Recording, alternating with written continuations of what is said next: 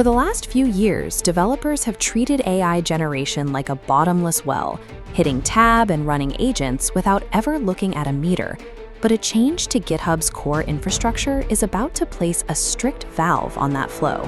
Starting in June 2026, GitHub is rolling out an update to Copilot that restructures how they provided access to their coding assistants. They are stripping out the old premium request units and replacing them with a system called AI credits.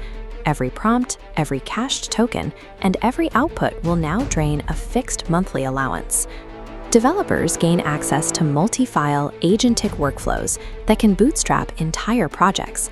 But that deeper autonomy now comes with steep usage fees calculated by the specific models you choose to run. GitHub is no longer absorbing the compute costs of heavy agent usage. This forces developers to recalculate exactly how much their workflow actually costs. Heavy users are already feeling the friction. Right in the middle of complex multi-file refactors, people are hitting opaque session limits that freeze their progress and lock up the workspace. Adding to the friction, GitHub pulled the highly capable Opus 4.5 and 4.6 models from the base Pro plan. That leaves developers forced onto Opus 4.7. It costs significantly more per request, yet users report it frequently goes off script and degrades into lower quality, medium thinking outputs. If you pay for a Pro or Pro Plus subscription, you have to figure out if the tool is actually still viable for your daily tasks under these tighter constraints. There is heavy friction between the promise of a seamless coding partner and the reality of usage caps, budget exhaustion, and model downgrades. To figure out how this affects you, we need to separate the features that trigger the new billing meter from the ones that bypass it entirely. Standard inline code completion and next edit suggestions, the core autocomplete features you use while typing, remain completely free. They do not consume a single AI credit. The toll road begins when you open Copilot Workspace and trigger cloud agents. These are the tools designed to write multi-file setups, evaluate issues, and bootstrap projects from scratch. This chart shows the cost disparity. Agents consume massive amounts of input, output, and cached tokens to maintain context across your repository. GitHub applies multipliers to these requests. Using an Opus model for an agentic task can cost 15 times more than a standard query. When those multipliers kick in, a handful of complex tasks can drain your fixed monthly AI credit allowance in hours. Leveraging the most powerful capabilities inside Copilot now requires you to actively manage a strict computational budget. The most disruptive part of this update happens when you trigger a session token limit right in the middle of an active multi-file agentic refactor. Previously, if you hit a wall, the system would attempt a graceful fallback to keep you moving. The 2026 update removes those safety nets.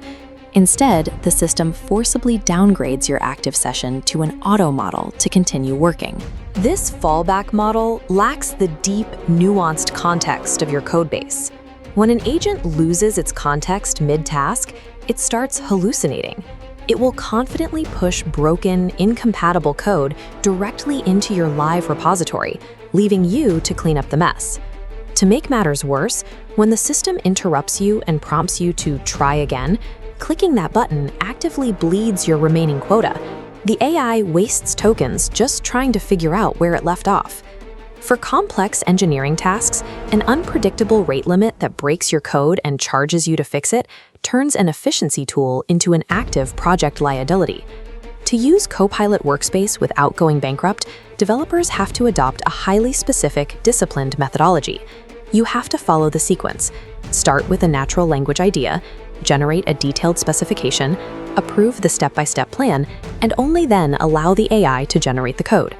This is a sharp departure from what the community calls vibe coding, the freestyle approach where you throw a vague prompt at the AI and let it autonomously write and rewrite files until it looks right. Forcing a human-in-the-loop planning phase catches logical errors before they happen. It stops the AI from spinning its wheels and burning massive amounts of tokens on the wrong architecture.